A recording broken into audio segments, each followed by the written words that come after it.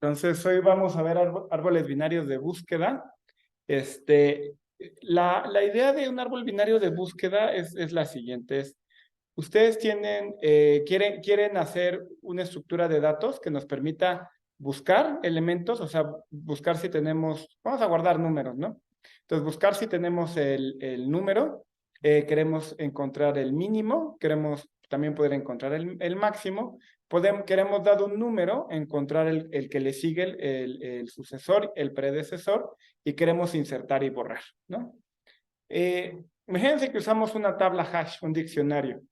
Entonces, buscarlo podemos hacer bien rápido, porque me toma O de 1.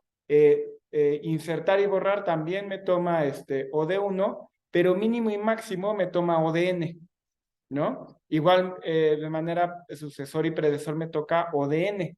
Entonces, hay ahí un imbalance, ¿no? Las búsquedas son muy rápidas, ¿no? Insertar y borrar es rápido, pero máximo y mínimo es muy lento. Entonces, lo que hay que tener en cuenta siempre es que aquí lo que queremos es permitir encontrar máximos y mínimos de manera rápida, ¿no? Entonces, sería interesante ver si podemos pasarle un poco, entre comillas, ¿no? Un poco el tiempo de ejecución de, ok, te tardas mucho en máximo y muy poco en insertar y borrar. Nos gustaría, pues, algo intermedio, ¿no? O sea, que no tardaras tanto en una y otra. Y la idea es usar un árbol binario de búsqueda. Y un árbol binario de búsqueda lo que hace es abstraer lo que pasa cuando haces búsqueda binaria, ¿no? Cuando haces búsqueda binaria, en un arreglo, tú tomas la parte del medio del arreglo, ¿no? Y entonces la parte de izquierda son menores o iguales, ¿no? Y la parte de la derecha son mayores a tu elemento, ¿ok? Y ahí ya sabes para dónde irte. Si tu elemento es menor que el pivote, pues te vas a la izquierda, y si es mayor, te vas a la derecha. Entonces, un árbol binario de búsqueda es precisamente eso, es un árbol con raíz, ¿sale? Y de manera que todos los elementos que están a la izquierda son menores o iguales, y todos los que están a la derecha son mayores iguales o mayores, ahí depende cómo lo implementes, puedes hacerlo con mayor igual o de un lado tener igualdad estricta, ¿no? Pero bueno, ahorita voy a usar puras llaves distintas, entonces no importa. ¿Cómo se implementa en la práctica? Pues cada nodo tiene dos apuntadores. ¿Se acuerdan de las listas ligadas que teníamos un valor y un apuntador a la siguiente casilla de memoria donde está el siguiente nodo? Pues para implementar un árbol binario de búsqueda, cada nodo tiene un apuntador a sus dos hijos, el izquierdo y el derecho, y un apuntador a su padre. ¿Sale? La raíz no tiene padre, pero todos los demás sí. ¿Ok? Y cumple la propiedad de que todos los que están en el árbol izquierdo son menores o iguales, y los que están a la derecha, el árbol derecho, son mayores o iguales. Ok, pues entonces, ¿qué tenemos? Pues que si nos fijamos en la altura del árbol, digamos que es h, pues entonces, ¿cuánto me lleva a buscar? Pues O de h, ¿no? ¿Cuánto me lleva a encontrar mínimo, máximo, sucesor y predecesor? Pues O de h también, ¿no? De hecho, ¿por qué? Porque el mínimo, pues es ir a la izquierda, a la izquierda, a la izquierda, y ese es el mínimo, ¿no? Y el máximo, pues es ir a la derecha, ¿sale? Y sucesor y predecesor, pues es simplemente buscar el elemento que te interese y luego buscar el que está. O sea, ya que tienes a X, ¿no? Pues ya sabes para dónde debe estar el sucesor y el predecesor. Bueno, insertar, ¿cómo insertamos en un árbol binario de búsqueda? Supónganse que queremos insertar en este árbol el 14, ¿no? Entonces, primero lo busco. Entonces, en este caso está al lado izquierdo, luego al lado derecho, luego al lado derecho, luego otra vez al lado derecho y hasta que llega un momento en el que es hoja. ¿Sale? Voy siguiendo el camino en el árbol hasta que veo dónde debe de ir, y ahí donde debe de ir debe ser una hoja, y ahí lo inserto. ¿Ok? Y de nuevo me lleva ODH. ¿Cómo borramos? Borrar es un poco más complicado. Para borrar lo que haces es, hay varios casos, ¿no? Si el nodo es hoja, pues lo borras, ¿no? O sea, si queremos borrar el 2, pues simplemente lo borramos y ya, ¿no? Si X solo tiene un hijo, no lo saltamos. Por ejemplo, el 3 solo tiene un hijo, pues podemos hacer al 4 hijo del 6, ¿no? Y ya, lo borramos, ¿no? Si tiene dos hijos, ¿no? Como por ejemplo el 6, que tiene dos hijos, buscamos a su sucesor.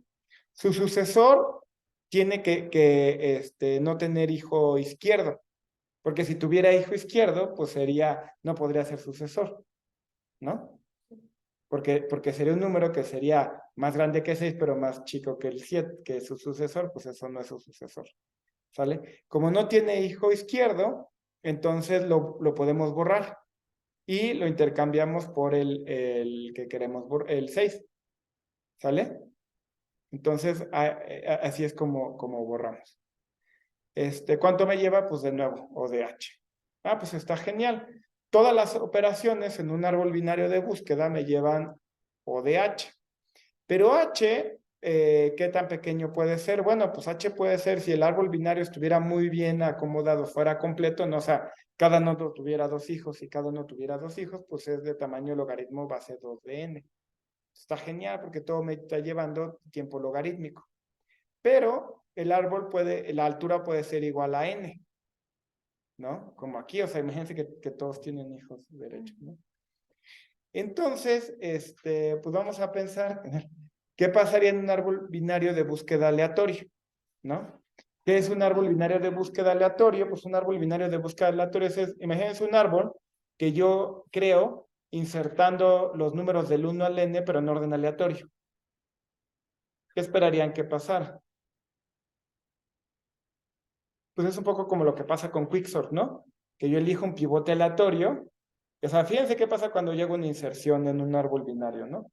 El primer elemento que tomo va a ser la raíz y va a seguir siendo la raíz siempre, ¿no? Entonces, más o menos, si yo lo hago de manera aleatoria, yo esperaría que partiera a los otros a la mitad, ¿no? Y luego recursivamente, el árbol izquierdo, como es aleatorio, pues voy a agarrar más o menos el que está en medio y lo voy a partir a la mitad. Y lo mismo pasa en el árbol derecho y en cada nivel del árbol.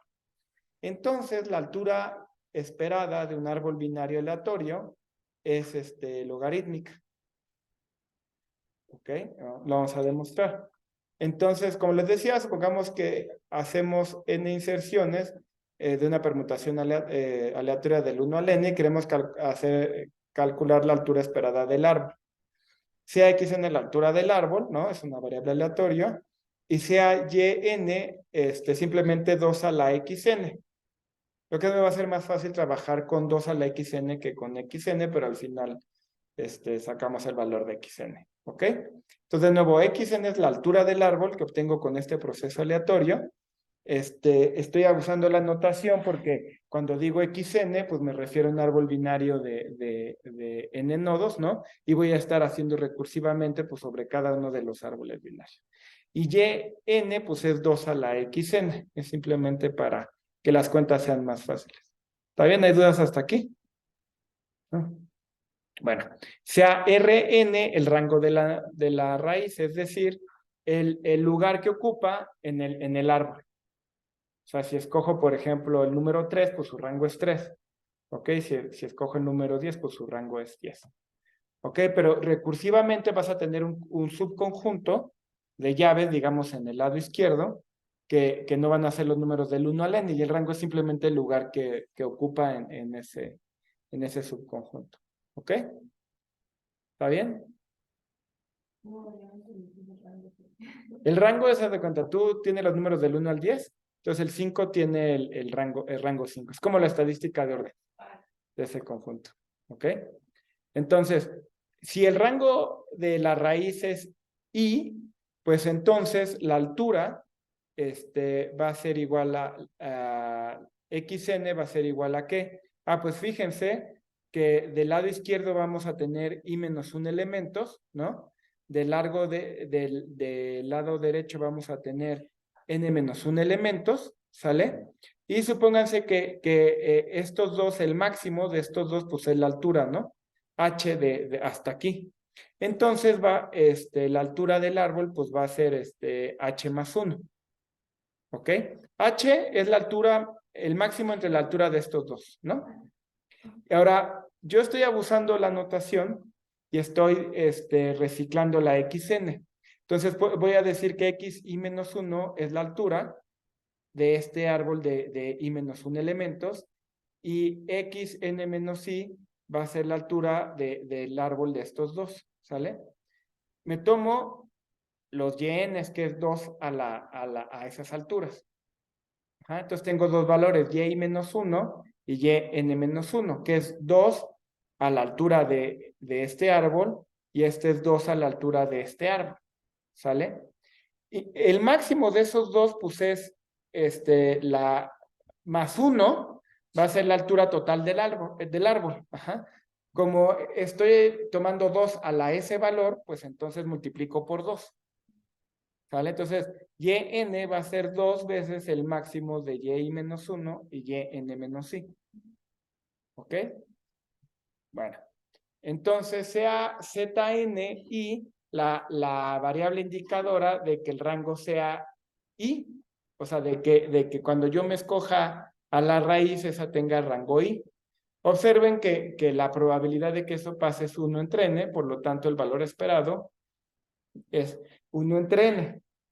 ¿Está claro? O sea, ZNI es la variable indicadora asociada al evento de que me escoja ¿no? El I, ¿no? Como raíz.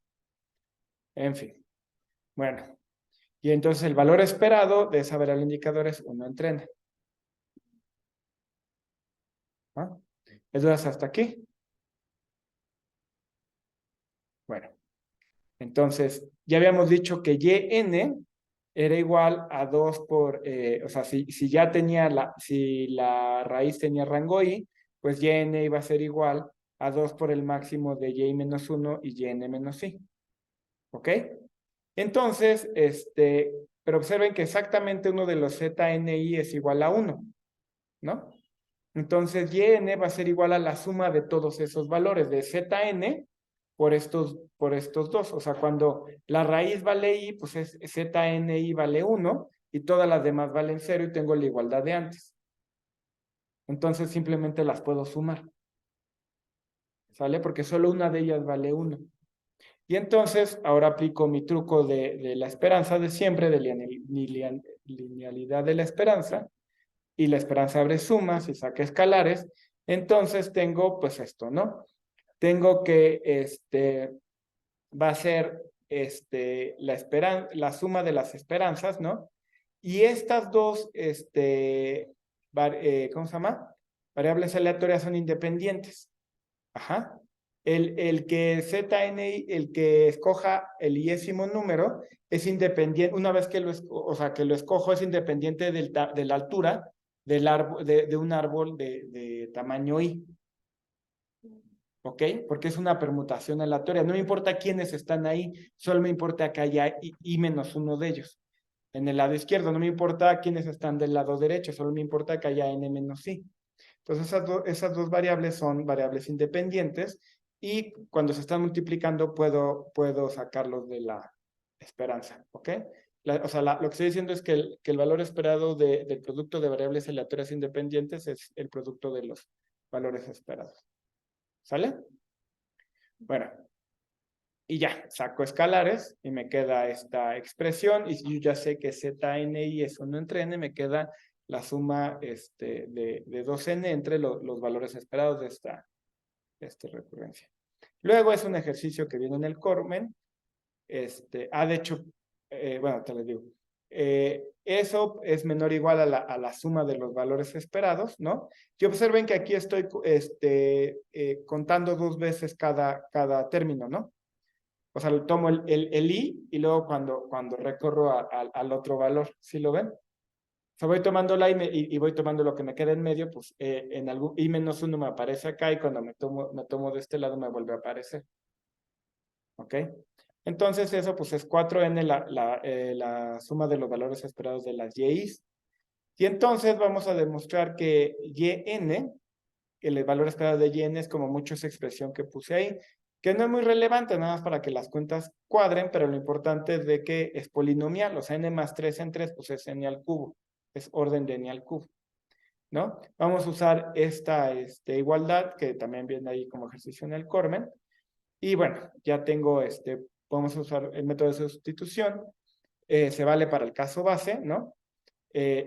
supongo que se vale por inducción para valores más pequeños. Tomo esta expresión de que el valor esperado de y(n) es menor o igual a esto, ¿no? Este término y es menor o igual a i más 3 en 3 por 1/4, ¿no?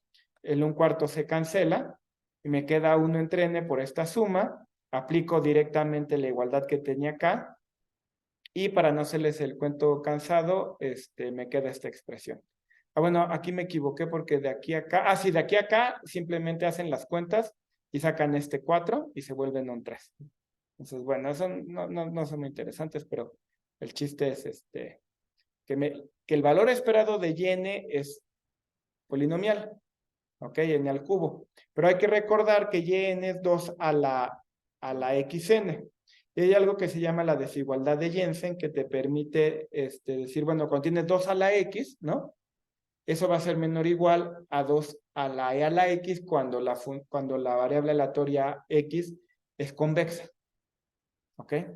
Entonces aplico la desigualdad de Jensen y me queda que 2 al valor esperado de xn es menor o igual a e a la 2 a la xn, que es igual a yn, y entonces 2 a la xn es cúbico. Despejando, pues me queda que e de xn es logaritmo de n. ¿Ok? Aquí algo que se me olvidó decir es que me salí del canon del Cormen porque, bueno, por dos razones. En la última edición del Cormen no viene cómo calcular el valor esperado de un árbol binario, viene como ejercicio. ¿Ah? Y la otra es que en el Cormen, ahorita vamos a ver, la estructura de datos que les presentan se llama árbol red black tree, un árbol rojinegro, ¿ok? Porque, ok, ya sabemos que un árbol binario de aleatorio puede tener altura o de h, pero pues un árbol no nos van a dar las cosas de manera aleatoria, ¿no? Entonces, ¿cómo le hacemos para garantizar que la altura del árbol siempre esté logarítmica? Sabemos que si lo hacen de manera aleatoria, va a ser logarítmica, pero pues eso no necesariamente pasa. Entonces, hay muchos árboles binarios que mantienen la altura logarítmica. Uno de ellos es los red black trees. Y en el Cormen viene todo un capítulo de red black trees. Y para nosotros vamos a ver algo que se llaman trips, que es una mezcla entre un heap y un trip. Y me encanta esa estructura de datos porque captura la idea del árbol binario aleatorio. Ajá, captura esta idea de que dices, bueno, ok, si viniera todo aleatorio, ¿no? Entonces las cosas funcionan muy bien, como en Quicksort, ¿no? Pero pues ya sabemos que eso no puede. En Quicksort, pensando que tenemos un adversario, le damos la vuelta escogiendo el pivote de manera aleatoria. Pues ahora vamos a hacer un truco para que aunque tú me des los números de manera no aleatoria, yo voy a hacer como si me los dieras de manera aleatoria. ¿Ok? La idea es bastante buena, pues. Pero pues, ¿cómo le hacemos? O sea, pues la idea es igual que en Quicksort, es, tú eres mi adversario, pues voy a desmontar las cosas como si los números vinieran de manera aleatoria. ¿Ok? Eso no viene en el Cormen, viene como ejercicio. Entonces les voy a dar el desarrollo a detalle del trip, y esto lo saqué del libro de Randomized Algorithms. ¿Ok? Y eso es lo que vamos a ver. Y además, la razón por la que me gusta darlo es porque, a diferencia de los árboles rojo-negros, son muchos casos y el código es muy largo. Y los trips la idea es muy sencilla y la parte, entre comillas, difícil es demostrar que funcionan bien. Pero a nivel de código, el código es muy corto. Y se los digo porque he implementado trips. ¿Ok? Y lo haces bien rápido, o sea, te queda la implementación, o sea, lo haces ya, rápido, pues. ¿Ok?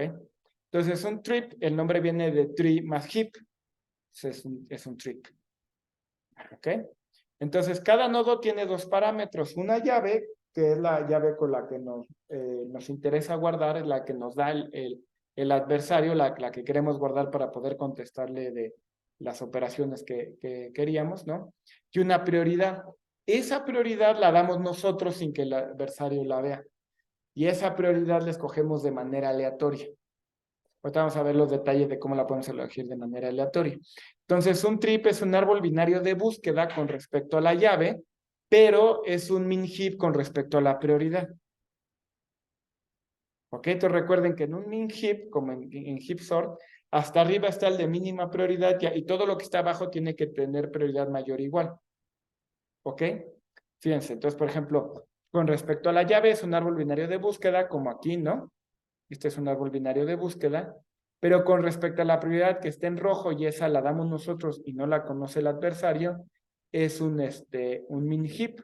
Observen que esto es equivalente a que este elemento que está hasta arriba, que es el de prioridad mínima, es como si es el que nos hubieran dado primero.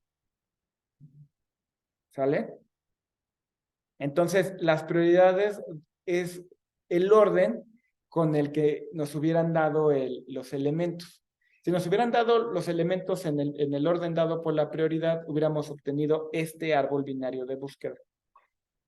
¿Sale? Entonces, lo que vamos a hacer es, cada vez que creamos un nodo nuevo, le asignamos una prioridad aleatoria. ¿Cómo le hacemos? Bueno, a nivel de implementación, la manera más fácil es escoger un número, digamos, aleatorio entre 0 o 1, ¿no? Entonces, cuando comparas dos, pues gana el que tenga menos. Si hay empate, en ese momento generas un nuevo número y rompes el empate. Y ese número que generaste se lo vas guardando al nodo.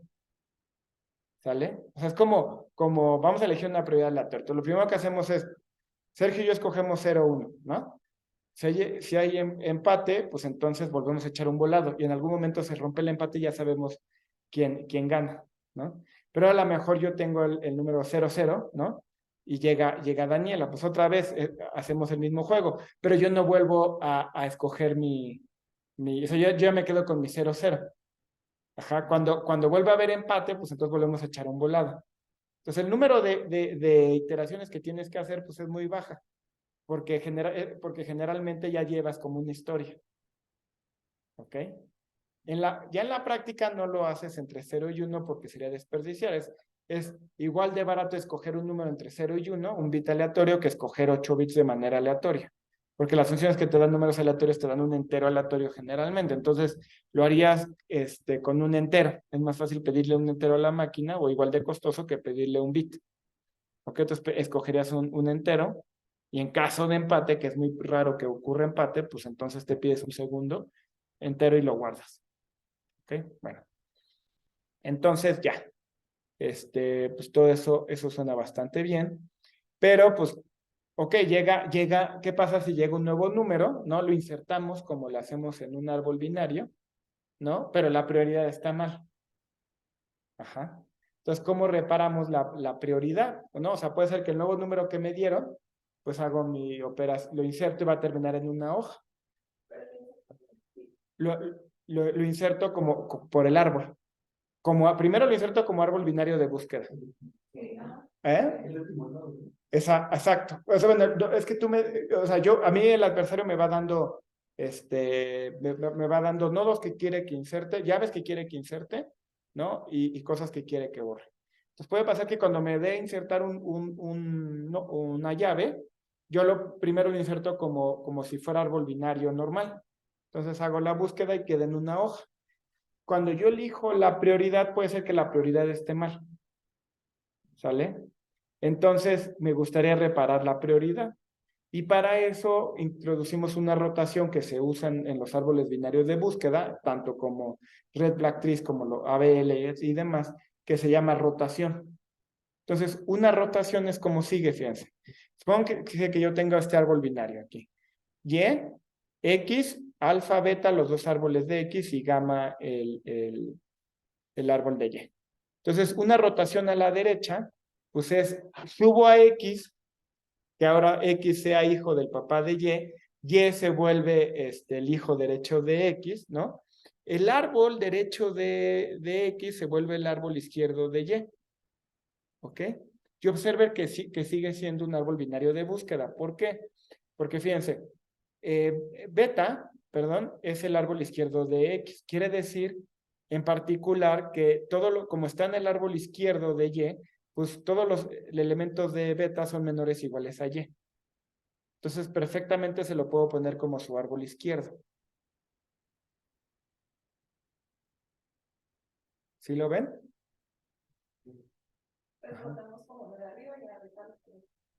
Ajá, exacto. Y esto sigue siendo, si esto era un árbol binario de búsqueda, esto es un árbol binario de búsqueda.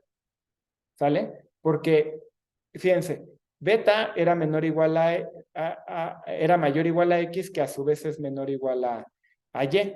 Pues no importa, entonces todo esto es menor o igual a Y, en particular beta es menor o igual a Y, lo puedo poner como árbol izquierdo. Pero en particular, cuando X queda en la raíz, pues beta sigue siendo mayor o igual, Y es mayor o igual a X porque X estaba en el árbol izquierdo, y estos pues son mayores o iguales a Y. Entonces todo esto va bien, ¿sale? Y puedo hacer la operación inversa. Resulta que tú puedes pasar de cualquier árbol binario de búsqueda a cualquier otro árbol binario de búsqueda por rotaciones. Ajá. En el caso particular de los trips no nos importa tanto ese hecho. Lo único que vamos a hacer es insertamos el nodo, ¿no? Como si fuera árbol binario de búsqueda, calculamos la prioridad y luego revisamos, imagínate que la prioridad está mal, o sea, que este elemento tiene prioridad menor que su papá. Pues entonces rotamos, ¿ok? Y ahora nos fijamos con el de arriba. Y si está mal la prioridad, pues volvemos a rotar. O sea, en cada paso, con estas rotaciones tú vas subiendo el elemento. Y las prioridades de abajo sigue siendo un trip con respecto a esas prioridades. O sea, vas flotando el elemento hasta que llega a la prioridad que le corresponde. Ok, fíjense, vamos a hacer un ejemplito. Entonces, supónganse que aquí, bueno, este era un ejemplo de que hago una rotación en el 8 y de que me mantiene la propiedad de ser árbol binario de búsqueda, ¿no? Entonces, ahora con un trip, ¿no? Imagínate que quiero insertar el 7-3. Entonces lo busco en el árbol binario y lo voy a poner aquí. Entonces ahora resulta que la prioridad está mal, pues hago una rotación, ¿no? Y la prioridad, subo el nodo, la prioridad sigue estando mal porque el 7-3 pues tiene menor prioridad que el 6-5. Hago otra rotación. Ajá. Hasta que ya queda ¿cómo se llama? Donde debe de estar. Ajá. Observen que hacer rotaciones me toma tiempo constante, porque solo cambiar apuntadores, un número constante de apuntadores. ¿Ok? Entonces, encontrar el nodo donde debe de ir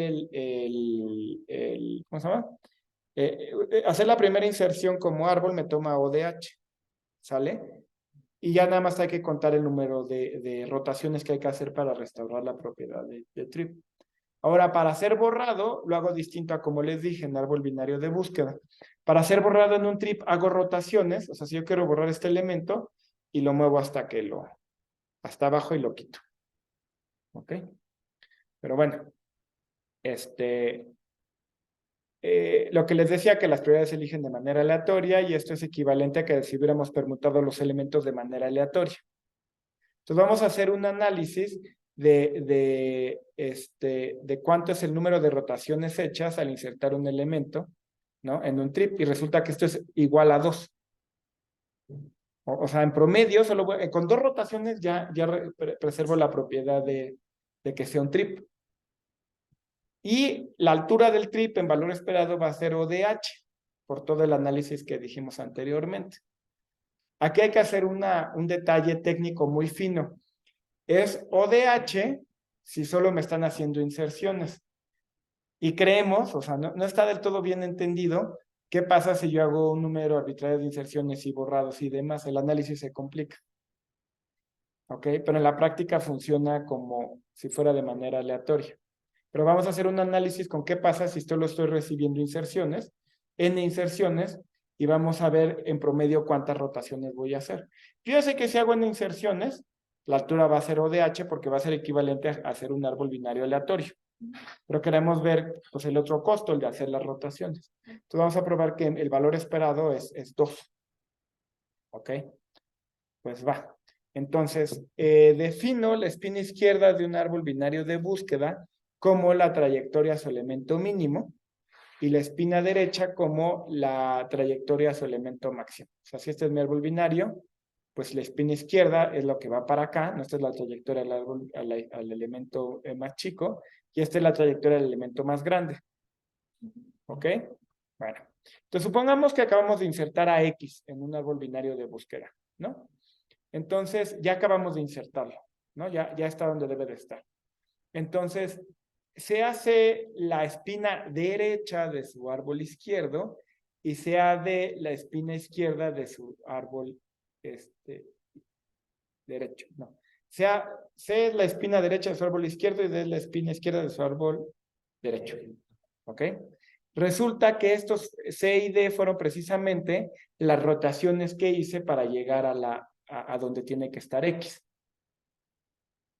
¿Ok? Si lo piensan un momento, ¿qué está pasando? Fíjense. Supónganse que X era hijo, ¿cómo se llama? Izquierdo de Y, ¿no? Al principio. Hijo derecho de Y, perdón. Entonces, cuando yo roto, ajá, X queda arriba, pero ahora Y va a ser hijo izquierdo de Y. Y va a quedar en la espina en C. Porque ahora imagínense que hago otra rotación igual. Si lo van viendo, esos elementos se van quedando acomodados en la espina derecha. Los que, cuando Y es hijo derecho de su papá. Cuando es hijo izquierdo, los voy poniendo sobre las D. Entonces, C y D me guarda la historia de con quién roté. ¿Ok? O sea, lo único que importa es, si eras hijo derecho, entonces vas a acabar en C. Si eras hijo derecho, al rotar vas a acabar en D. Entonces, lo único que hay que hacer es estimar el tamaño de C y D. ¿Ok? O sea, entonces, bueno. El número de rotaciones que hacemos es, para insertar X fue igual a C más D. Entonces, lo que vamos a demostrar es que el valor esperado de C más D, pues es 2. Entonces, pongamos que las llaves sean del 1 al N, sea K la llave de X y sea I la llave de Y, ¿no? De un elemento Y. Sea X y K la variable indicadora de que Y está en la espina derecha del subárbol izquierdo de X, es decir, que Y está en C, ¿no? Bueno, ¿qué tiene que pasar para que esto suceda? Pues para que esto suceda tiene que pasar que la prioridad de Y sea mayor a la prioridad de X, ¿no? De entrada.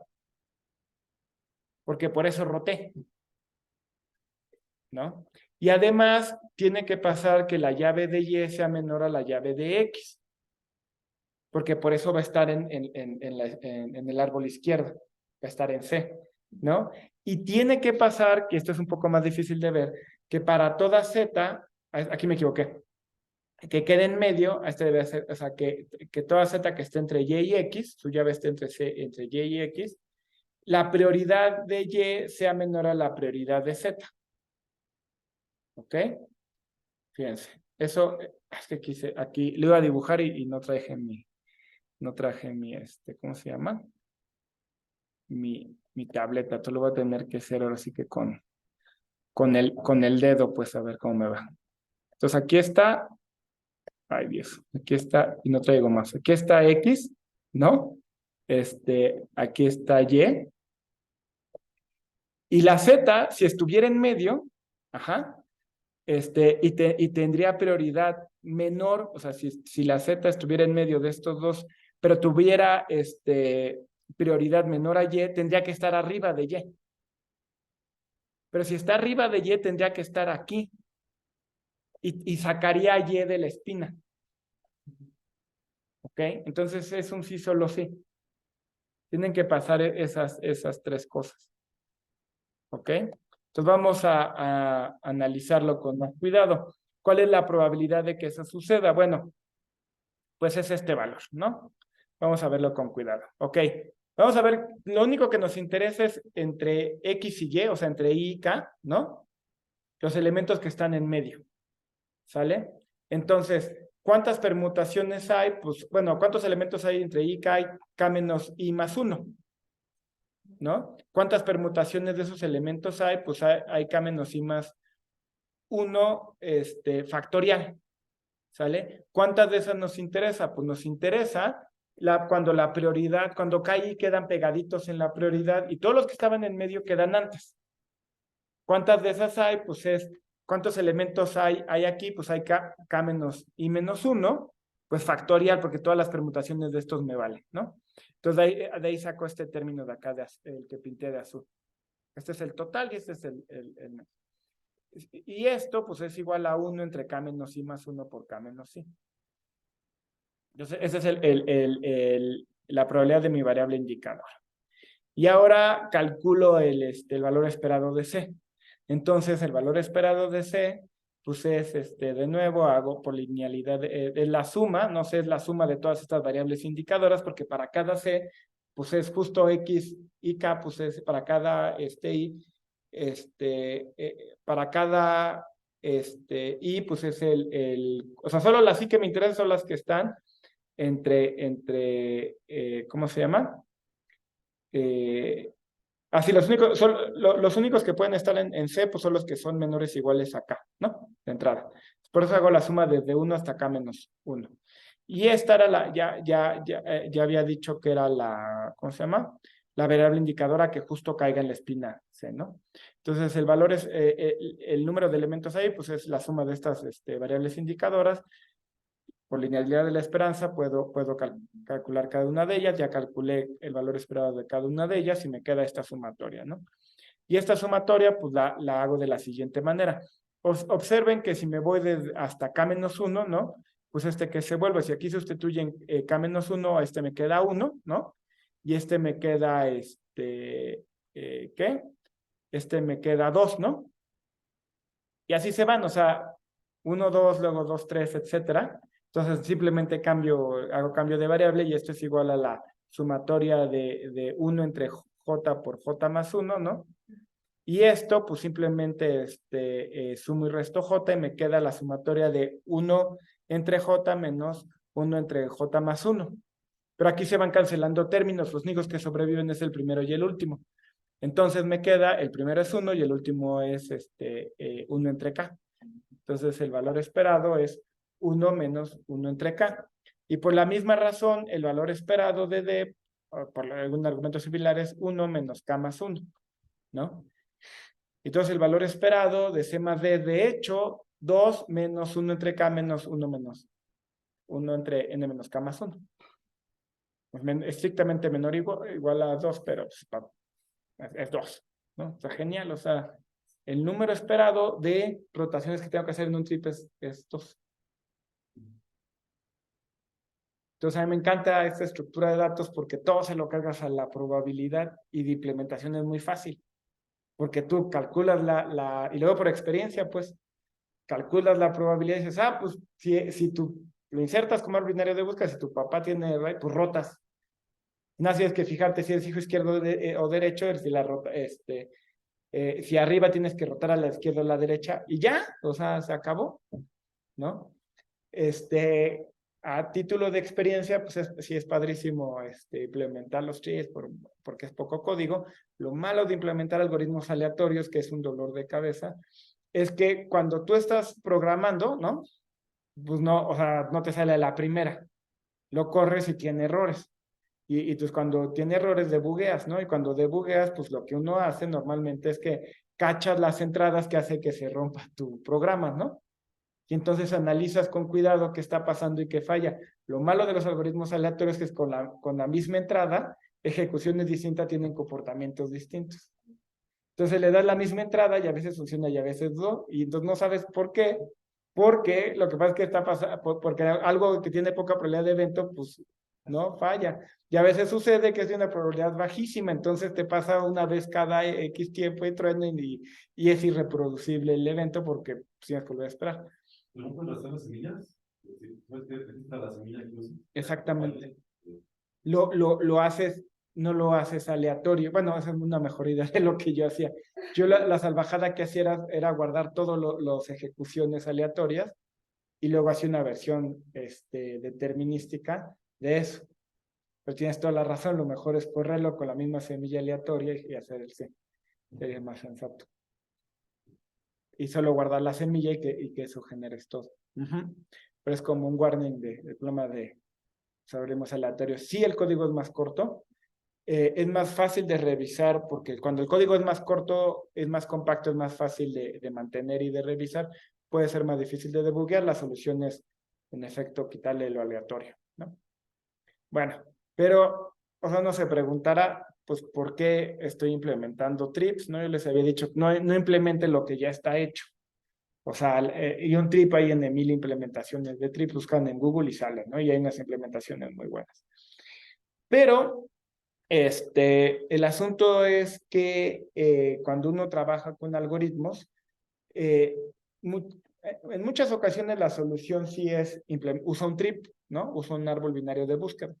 Pero a veces necesitamos darle más datos o sea, inspirarnos en un árbol binario de búsqueda y aumentarlo para que funcione para lo que nosotros queremos. O sea, un árbol binario de búsqueda tal cual no nos va a servir, pero si le agregamos más información, sí nos va a servir para lo que queremos resolver. En el caso particular que yo estaba intentando resolver, no existía esa estructura de datos porque era una estructura de datos geométrica un tanto compleja. Entonces tuve que implementar el trip y luego aumentarla. ¿Ok? Pero muchas veces eso es lo que termina sucediendo, que tú tienes que hacer algo inspirado en un árbol binario de búsqueda para que te pueda servir. ¿Ok? Tuve que cortar un poquito este último pedazo de la clase. Normalmente les doy 2 ejemplos. El otro ejemplo es árboles de intervalos, que vale la pena. El ejemplo bien chiquito que les voy a platicar, pues es estadística de orden dinámicas, ¿no? Entonces, imagínense que ahora queremos resolver el siguiente problema, ¿no? Nos están dando elementos, ¿no? Que queremos mantener, o sea, alguien nos está dando números, inserta, borra, etcétera, y nos quiere que le digamos en cada momento también cuál es la estadística de orden K. Nosotros ya vimos que contestar la pregunta estadística de orden K, pues nos toma tiempo lineal, ¿no? O de n. Pero ahora imagínate que te están dando elementos y tú los quieres preprocesar para rápidamente contestar dónde está la estadística de orden K, ¿no? Entonces, la manera de hacerlo es montas un árbol binario de búsqueda, ajá, pero en cada nodo le pones además un parámetro adicional que es cuántos elementos hay en el subárbol de abajo. Entonces, la raíz, pues claramente va a tener n, o sea, la parte izquierda es la llave y la parte de la derecha es este parámetro de cuántos hay abajo, ¿no? El árbol izquierdo a lo mejor tiene i y el árbol derecho pues va a tener n menos i menos 1. Entonces, si yo ando buscando la estadística de orden K, pues simplemente tengo que ver cuántos hay a la izquierda de la raíz y cuántos hay a la derecha, ya sé para dónde irme. ¿Sí lo ven? Entonces, en tiempo logarítmico, encuentro la estadística de orden K.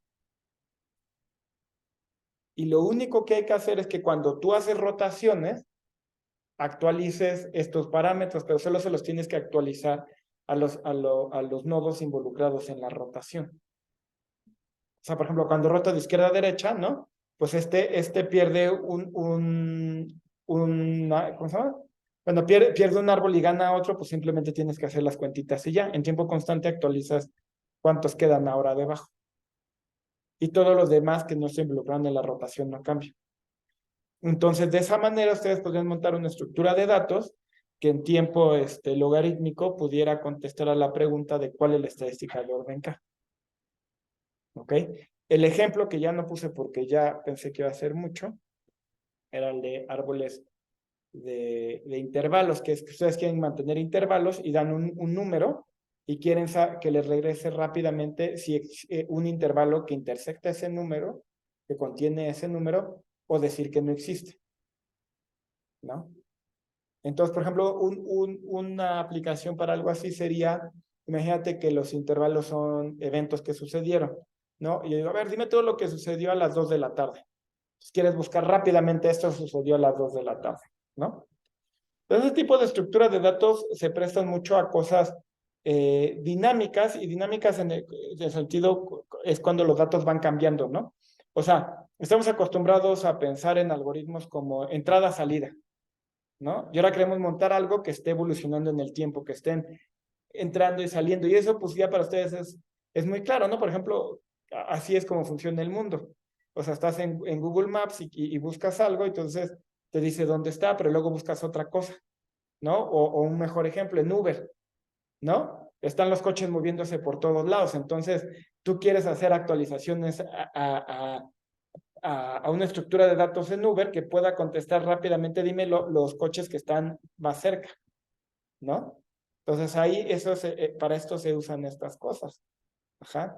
Y eso se imaginarán, pues es todo un área de investigación, porque pues hay varios parámetros a optimizar, ¿no? No querría centralizar todo, no te interesa a lo mejor dar exactamente o sea, el más cercano, sino tienes que optimizar el más cercano, el que tenga mejor rango, o sea, y que pues optimice ahora sí iba a decir el servicio de calidad, pero no, seguramente sería la utilidad de la empresa, ¿no? Pero bueno, se puede aplicar a N. Entonces, la idea es conocer bien estructuras de datos a un nivel fundamental, ¿no? Para que ustedes las puedan montar, porque esto lo puedes hacer de varias maneras. O sea, lo puedes hacer como usuario, ¿no? O lo puedes hacer como vas a resolver un problema nuevo. Como usuario me refiero a que a lo mejor tú simplemente vas a ocupar a lo mejor la STL, la Standard Template Library de C++, ¿no? Y lo vas a usar. O como en Python, pues ya vas a decir, necesito esta estructura de datos. O vas a enfrentarte a un problema nuevo donde tendrás que montar una estructura de datos nueva, ¿no? Con ciertas adicionales. O vas a resolver un problema totalmente nuevo, ¿no? Vas a tener que montar estructuras de datos nuevas. Y les comento todo esto, me gusta mucho dar este curso, porque las personas bueno, se han dedicado, los que se han dedicado a la academia y los que no se han dedicado a la academia, me han comentado que usan este tipo de cosas. Por ejemplo, tengo un alumno, el otro día me dijo que le había servido mucho el curso y que en su trabajo sí tuvo que implementar trips, entonces fue como, ahora, esto sí sirve para algo, ¿no? ¿Qué más les iba a decir? Eh, y sí, por ejemplo, bueno, no alumnos míos, pero colegas que fuimos alumnos al mismo tiempo y que después se fueron a trabajar a la industria, me han preguntado sobre si conozco gente que esté trabajando en, por ejemplo, geometría computacional, ¿no? Y hacen trabajos, por ejemplo, para Amazon. Por ejemplo, imagínense los problemas de logística que puede tener Amazon, pues son enormes, ¿no? Entonces, a ese nivel, o sea, pueden irse por ese lado, pues, o sea, sí hay trabajo muy bien remunerado de este tipo de cosas, pues, ¿no? Pero sí se debe implementar, ¿no? Sí, pero no, híjole, yo creo que te voy a decir que sí, luego pensé que no, la respuesta es, depende, ¿en qué sentido? Si tú no sabes implementar nada y aprendes esto, entonces hay mucho trabajo a nivel teórico, lo que les decía que muchos colegas míos, investigadores, no implementan. Entonces, tú vas a los congresos de algoritmos y esperas ver código y solo ves pseudocódigo y algoritmos y es gente que, o sea, lleva 30 años que no ha tirado una línea de código. O sea, literal, o sea, y no saben, por ejemplo, casi que es Python, no saben qué es, o sea, nada, ¿no? Incluso si vas a hacer una empresa, tienes que saber, pero tienes que saber un poco a nivel de desarrollo tecnológico. A lo mejor a Uber o Amazon no le interesa que tú lleves el algoritmo de principio a fin, pero quiere que resuelvas de manera teórica el problema. Entonces, ya que tienen el algoritmo, pues ya pueden tener un equipo para desarrollarlo, ¿no? No estaría solo, exacto. Pero si tú sabes hacer ambas, entonces, pues ya se te abre el mundo, pues. Entonces, si quieres ir por ese camino, pues si entre más tengas de ambas cosas, pues mejor. Pero puedes ir por una o por la otra. Uh-huh. Y lo que los decía manera de broma, o sea, se puedes implementar sin saber algoritmos. Tú puedes saber cosas muy básicas de algoritmos y puedes ser muy bueno implementando. Entonces podrías ocupar en la siguiente capa, ¿me explico? De a ver, ya, este es el algoritmo que vamos a implementar, échatelo. Entonces tú ya sabes rápido que tienes que usar un trip, eres muy bueno con algún lenguaje de programación, tienes buenas prácticas de programación. Lo que les decía, programar es una actividad social, no es simplemente ir y tirar código, es algo que es código que más gente va a usar que tu compañía va a usar, que tus estudiantes van a usar, que tus colegas van a usar. Y esa es toda una serie de habilidades muy distintas. Tu código tiene que ser reusable, tiene que, por ejemplo, algo que es pitónico, ¿no? En el caso de Python, o sea, tienes que seguir las convenciones propias del lenguaje. ¿no? O sea, por ejemplo, que las clases van con mayúsculas y demás, ¿no? Para que alguien más que lo use no tenga que aprender tu idiosincrasia. Si me explico, que tu código sea extendible, que esté bien. Entonces, todo eso es programar bien. Sí, va por ingeniería de software. Pero ingeniería de software va más hacia... A mí no me gusta el término porque me parece que es un poco como misleading, porque trata de hacer una analogía con la ingeniería real a lo que es el desarrollo de software. Entonces, la ingeniería real, digamos, por poner un ejemplo concreto, la ingeniería civil, ¿no? Tú quieres construir un puente. Entonces, construir un puente no es cualquier cosa, ¿no? Hay cosas de logística, o sea, cuánto material vas a ocupar, el diseño del puente, cómo lo vas a implementar, cómo vas a contratar a la gente, los costos, los riesgos, cuánto tiempo te vas a tardar, cómo tienes que ir acomodando las cosas, ¿no? O sea, tienes que primero tener los materiales, la gente de obra, la gente que va a pasar, etcétera. Todo un proceso y demás. Entonces, tú, además, si la riegas, los costos pueden ser muy altos. No sé si han visto este video de los años, creo que 30, 40, de un puente que está, calcularon mal, que se está moviendo ahí y que se rompe, ¿no? Y creo que tiene que haber una ecuación diferencial que no calcularon y demás. Ajá, ajá, entonces la riegas y pierdes todo, ¿no? E- Este, y luego hacer cambios sobre la marcha puede ser muy difícil. Si calculaste mal la carga, pues tienes que reforzar, ¿no? O un edificio los tiene, entonces, en fin. Pues pensando así en software, la idea que se puso de moda es, vamos a dejar de considerar el software como algo, como un arte, como algo que hacen los artesanos, y vamos a hacerlo como un proceso, como una ingeniería civil.